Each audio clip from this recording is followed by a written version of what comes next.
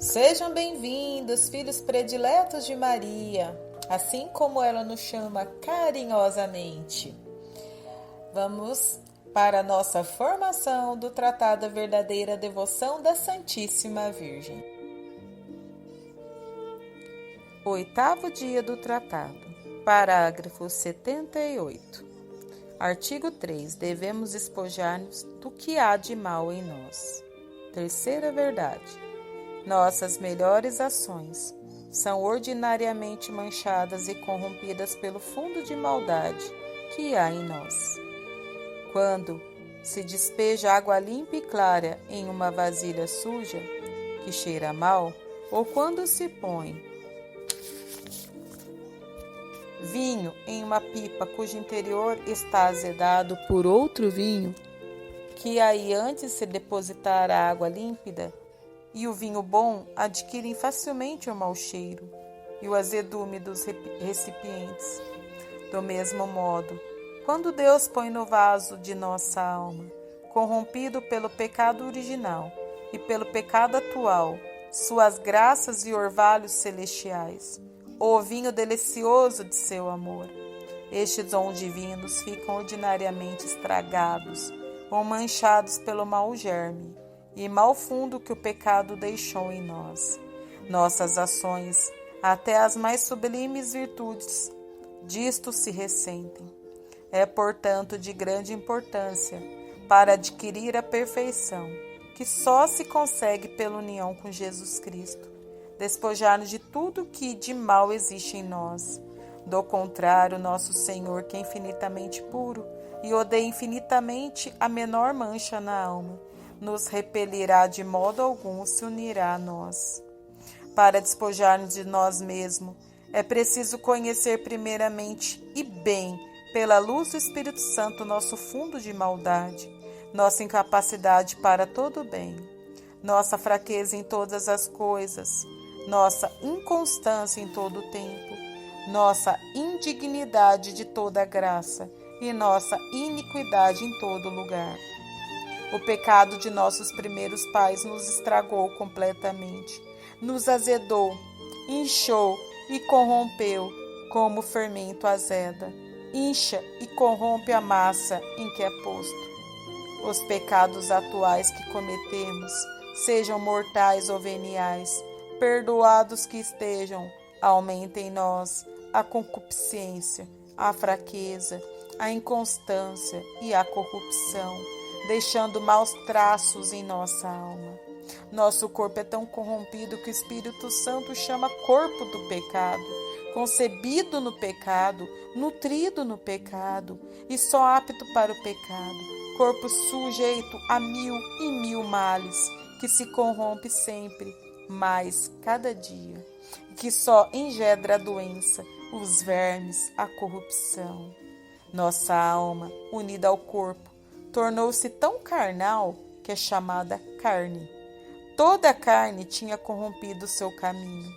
Toda a nossa herança é orgulho e cegueira no espírito, endurecimento no coração, fraqueza e inconstância na alma, concupiscência, paixões revoltadas e doenças no corpo. Somos naturalmente mais orgulhosos que os pavões, mais apegados à terra que os sapos, mais feios que os bodes, mais invejosos que as serpentes, mais glutões que os porcos, mais coléricos que os tigres, e mais preguiçosos que as tartarugas, mais fracos que os caniços, e mais inconstantes do que um catavento. Tudo o que temos em nosso íntimo é nada e pecado, e só merecemos a ira de Deus e o inferno eterno. Depois disto, por que nos admirar de ter nosso Senhor dito que quem quiser segui-lo devia renunciar a si mesmo e odiar a própria alma, que aquele que amasse sua alma a perderia e quem a odiasse se salvaria? A sabedoria infinita, que não há ordem sem motivo, só ordena que nos odiemos, porque somos grandemente dignos de ódio. Só Deus é digno de amor, enquanto nada há mais digno de ódio do que nós. Em segundo lugar, para despojar-nos de nós mesmos. É preciso que todos os dias morramos para nós, isto é, importa renunciarmos às operações das faculdades da alma e dos sentidos do corpo. Precisamos ver como se não víssemos, ouvir como se não ouvíssemos, servir-nos das coisas deste mundo como se não o fizéssemos. O que São Paulo chama morrer todos os dias. Se o grão de trigo caído na terra não morrer, fica só e não produz fruto apreciável. Se não morrermos a nós mesmos, e se as mais santas devoções não nos levarem a esta morte necessária e fecunda, não produziremos fruto que valha. Nossas devoções serão inúteis. Todas as nossas obras de justiça ficarão manchadas por nosso amor próprio e nossa própria vontade. E Deus abominará os maiores sacrifícios e as melhores ações que possamos fazer. Na hora de vossa morte teremos as mãos vazias de virtudes e de méritos, e não brilhará em nós a menor centelha do puro amor, que só é comunicado às almas mortas a si mesmas, almas cuja vida está oculta com Jesus Cristo em Deus. Em terceiro lugar, é preciso escolher entre todas as devoções à Santíssima Virgem a que nos leva com mais certeza a este aniquilamento do próprio eu. Essa será a devoção melhor e mais santificante, pois é mista reconhecer que nem tudo que reluz é ouro, nem tudo que é doce é mel, nem tudo que é fácil de fazer e praticar é o mais santificante. Do mesmo modo que a natureza tem segredos para fazer em pouco tempo, sem muitos gastos e com facilidade, certas operações naturais, há segredo na ordem da graça, pelos quais se fazem em pouco tempo, com doçura e facilidade, operações sobrenaturais, como despojar-nos de nós mesmos, encher-nos de Deus e tornar-nos perfeitos.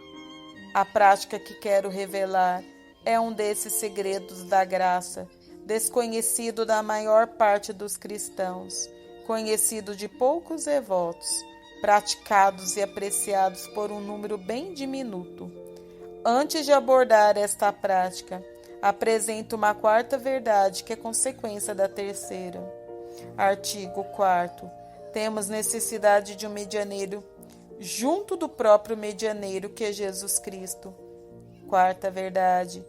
É muito mais perfeito porque é mais humilde. Tomar um medianeiro para nos aproximar de Deus. Se nos apoiarmos sobre os nossos próprios trabalhos, habilidades, preparações para chegar a Deus e agradar-lhe, é certo que todas as nossas obras de justiça ficarão manchadas, e peso insignificante terão junto de Deus, para movê-lo a unir-se a nós e nos atender, pois, como acabo de demonstrar, nosso íntimo é extremamente corrupto. E não foi sem razão que ele nos deu um medianeiro junto de sua majestade. Viu nossa iniquidade e incapacidade, apiedou-se de nós, para nos dar acesso às suas misericórdias, proporcionou-nos intercessores poderosos, junto de sua grandeza, de sorte que negligenciar esse medianeiro e aproximar diretamente de sua santidade, sem outra recomendação, é faltar a respeito a um Deus tão alto e tão santo. É menosprezar este Rei dos Reis, como não se faria a um rei ou príncipe da terra, do qual ninguém se aproximaria sem a recomendação de um amigo. Nosso Senhor é nosso advogado e medianeiro de redenção junto de Deus Pai. É por intermédio dele que devemos rezar com toda a igreja triunfante e militante. É por intermédio dele que obtemos acesso junto de sua majestade, em cuja presença não devemos jamais aparecer, a não ser amparados e revestidos dos méritos de Jesus Cristo, como Jacó, revestindo-se da pele de cabrito, para receber a bênção de seu pai Isaque.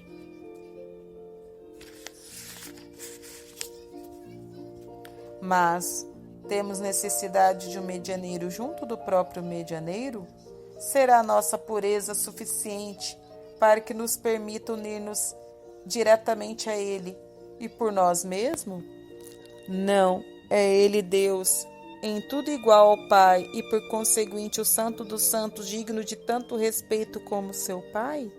Se Ele, por sua caridade infinita, se constitui o nosso penhor e medianeiro junto de Deus, seu Pai, para aplacá-lo e pagar-lhe o que lhe devíamos, quer isso dizer que lhe devemos menos respeito e temor por sua majestade e santidade? Digamos, pois, ousadamente, como São Bernardo, que temos necessidade de um medianeiro junto do medianeiro por excelência, e que Maria Santíssima é a única capaz de exercer esta função admirável.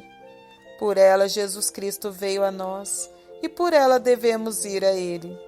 Se receamos ir diretamente a Jesus Cristo, Deus, em vista de sua grandeza infinita, ou por causa de nossa baixeza, ou ainda devido a nossos pecados, imploremos afoitamente o auxílio e intercessão de Maria, nossa Mãe.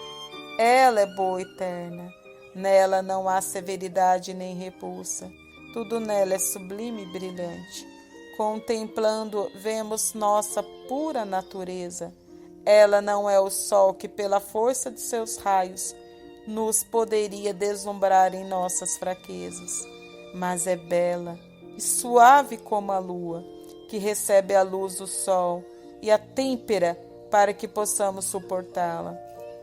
É tão caridosa que a ninguém repele, que implore sua intercessão, ainda que seja um pecador. Pois, como diz os santos, nunca se ouviu dizer, desde que o mundo é mundo, que alguém que tenha recorrido à Santíssima Virgem, com confiança e perseverança, tenha sido desamparado ou repelido. Ela é tão poderosa que jamais foi desatendida em seus pedidos. Basta-lhe apresentar-se diante de seu filho para pedir-lhe algo, e ele só ouve pedido para logo conceder-lhe o que ela pede.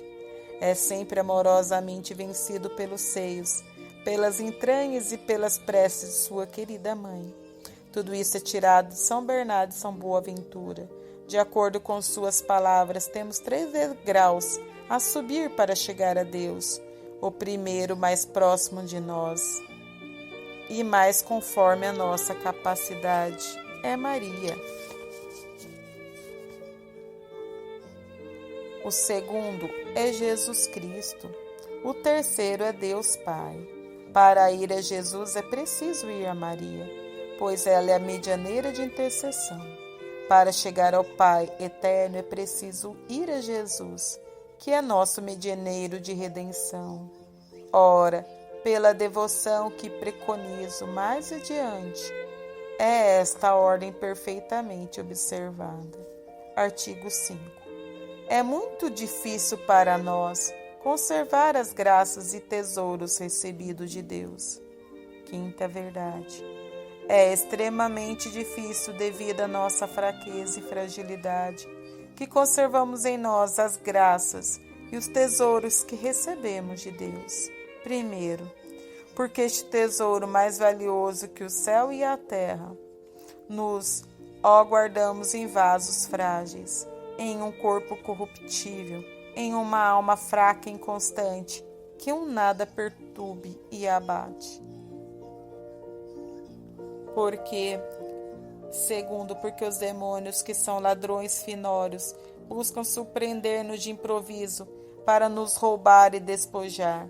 Espreitam dia e noite o momento favorável a seu desígnio. Andam incessantemente ao redor de nós, pronto a devorar-nos, e pelo pecado arrebatar-nos no momento tudo que em longos anos conseguimos alcançar de graças e méritos. E tanto mais devemos temer esta desgraça, sabendo quão incomparável sua malícia, sua experiência, suas astúcias e seu número. Pessoas têm havido muito mais cheia de graça do que nós, mais rica em virtudes, mais experiente, mais elevadas em santidade, que foram surpreendidas, roubadas, saqueadas lamentavelmente. Ah, quantos cedros do Líbano, quantas estrelas do firmamento se tem visto cair miseravelmente, perdendo em pouco tempo toda a sua altivez e claridade. A que atribuir tão estranha mudança? Não foi falta de graça, pois a graça não falta a ninguém. Foi falta de humildade. Essas pessoas acreditavam-se mais fortes e suficiente do que eram na realidade. Julgavam-se capazes de guardar seus tesouros. Fiaram-se e apoiaram-se em si próprios. Creram sua casa bastante segura e bem fortes os seus cofres para guardar o precioso tesouro da graça.